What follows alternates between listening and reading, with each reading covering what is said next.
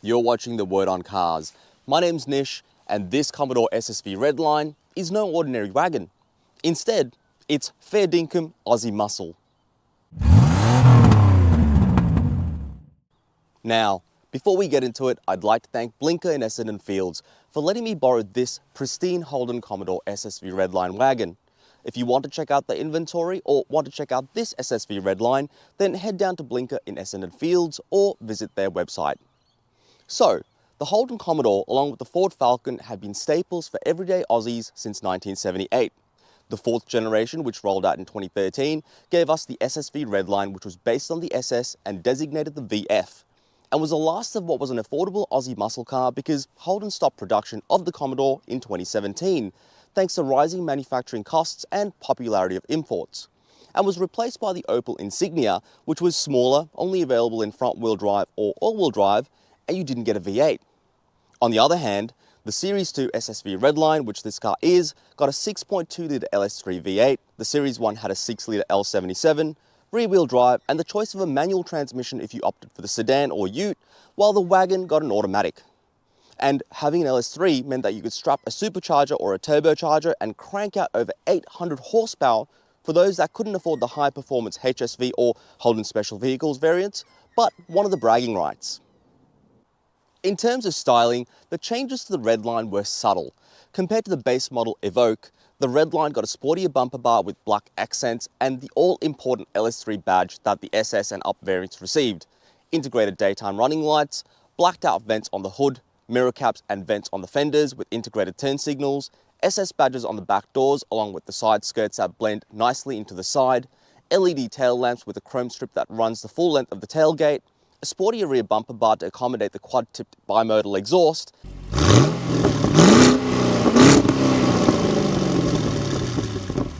and unique 19-inch wheels. 20s were an option at the time, behind which the Redline gets 4-piston Brembo calipers on all 4 corners and FE3 performance suspension. More on that one later. To get into the cargo area, you need to do the work yourself. No electric tailgate here, but you do get a substantial 895 litres of space to the roof with the second row up. Drop the second row down though, which is a 60-40 split, and you get a massive 2,000 litres of space to haul whatever you need. Aside from space, there's netted storage with a 12-volt power outlet, bag hangers on both sides, a removable cargo cover and cargo tie-downs. The Redline gets a full-size spare that sits under the floor, so you don't get any more space there. To get in, simply walk up with the key fob, press the button on the door which unlocks the car, and you're good to go. Locking up is the same, just push the button. The key fob gets buttons to lock and unlock the Redline, a panic button to set the alarm off, a physical key that flips out, and even a button to remote start the car, which is impressively standard across the entire Commodore range with the automatic transmission. Opening the doors, there's plenty of room to get in through the front doors, which also gets brushed aluminium scuff guards that say V, while the back doors open wide enough to get in and out with brushed aluminium scuff guards. Then there's the interior of the SSV Redline, which, from a design perspective, looks the same as what you get across the Commodore range, but with more creature comforts, better materials, and upgraded technology. Materials-wise, there's leather throughout, which is mixed in with synthetic leather that gets stitching, suede look inserts across the doors and dashboard, so there's soft touch surfaces in most places, and aluminium sport pedals down under. But there's also a fair bit of plastic in here on the doors, the tops and bottoms of the dash, and center console. Holden wasn't known for their quality. Like I said, this was an affordable muscle car for everyday Aussies, and at 59,000 Australian dollars when new, that's exactly what they delivered. Comfort-wise though, the seats are really well bolstered. They hug you and keep you in place nicely. The driver also gets an electrically adjustable seat, while the passengers have to do it old school. The seating position is fantastic with plenty of headroom and legroom up front. There's also a leather-wrapped steering wheel which is chunkier than what you find in the rest of the range, with paddle shifters on the back and the usual scattering of buttons to control everything. In terms of infotainment, the Redline gets Holden's MyLink system with an 8-inch touchscreen, which still works well but is a little dated by modern standards, with physical dials and buttons that sit under it with the usual functions: radio, media, Bluetooth phone and audio, and navigation. You can also access Siri and Google voice assistants through a long press of the voice command button, even though there is no Apple CarPlay or Android Auto integration. The stereo in here is also basic, 6 speakers, while the sedan got a 9-speaker Bose system. Climate control gets a dedicated row of dials and buttons to adjust to 2 zones with information displayed on the infotainment screen. The Redline didn't get a fancy digital instrument cluster either. Instead, there's a colour helper screen that sits between the Redline specific sports gauges, which shows basic economy, trip and vehicle information, and is controlled through a button and a dial on the indicator stalk. But the Redline does get a colour heads-up display, which is operated through buttons and a dial next to the steering column, with speed, gear, indicator and navigation information, and even a G-force meter and a tach for perfect shifts without having to look down. In terms of driver assistance, there's lane departure warning, basic cruise control, blind spot monitoring, forward collision warning and brake assist, and as you'd expect, automatic headlights and wipers. The center console is home to the gear lever, which is conventional unlike modern shifters and can be thrown into sport mode by moving the shifter to the side. You can change gears manually by moving the gear lever forward or back in sport mode, or by using the paddle shifters on the back of the steering wheel. In reverse, there's a fairly ordinary backup camera and a parking sensor view. On the console, there's also an electric handbrake, a button for traction control, a button for automated parking which will park the car for you. Impressive that they managed to include this, and a button for parking sensors. Storage in here is plenty.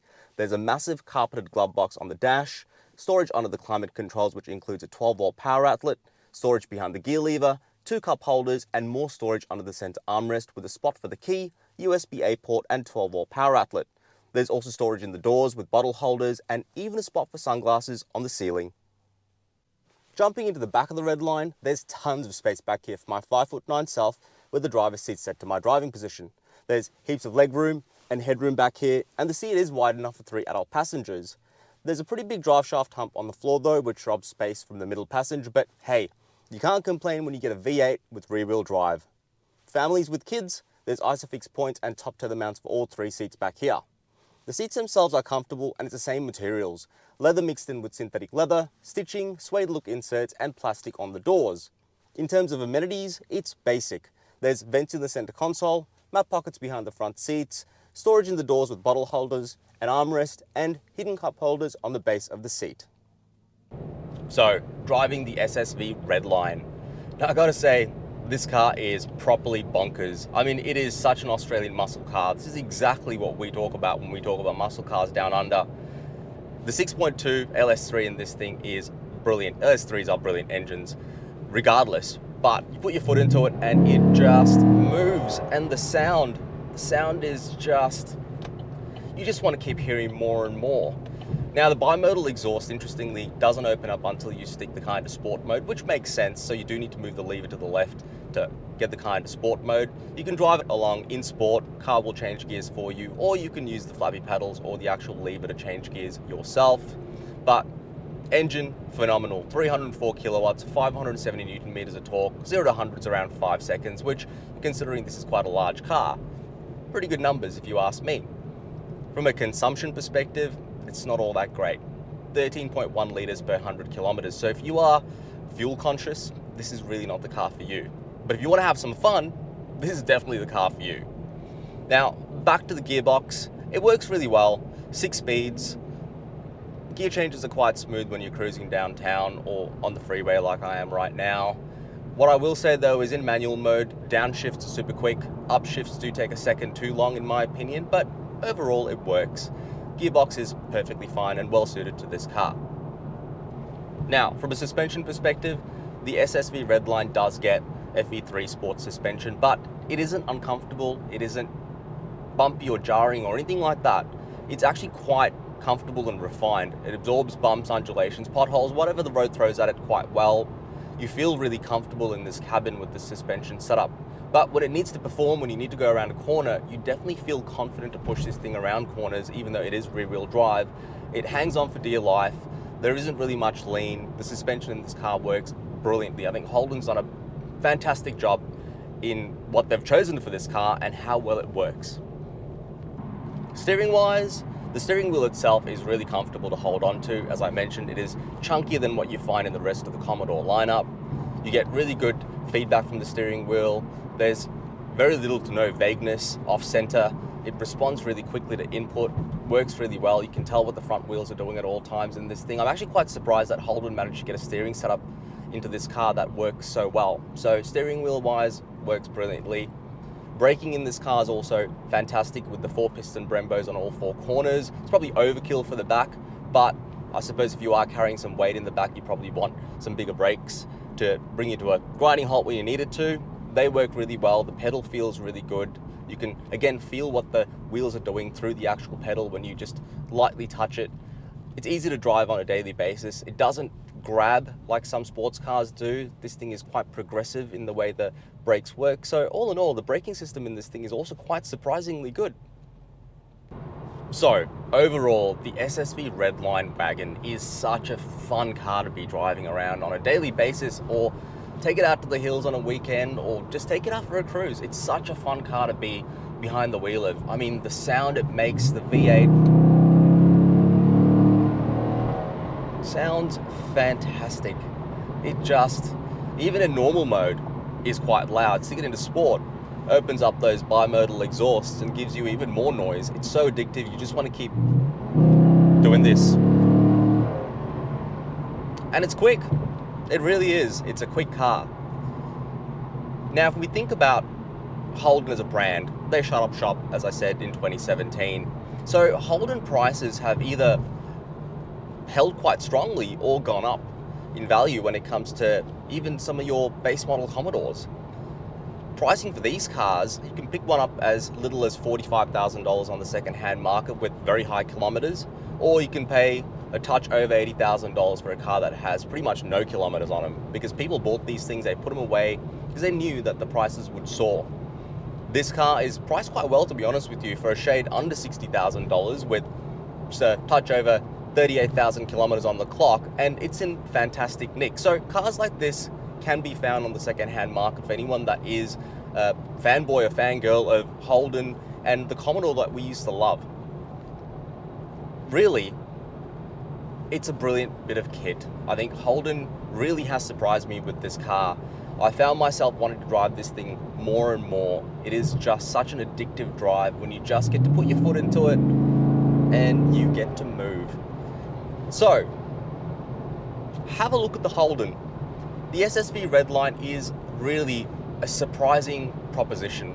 It surprised me, and it's most likely going to surprise you.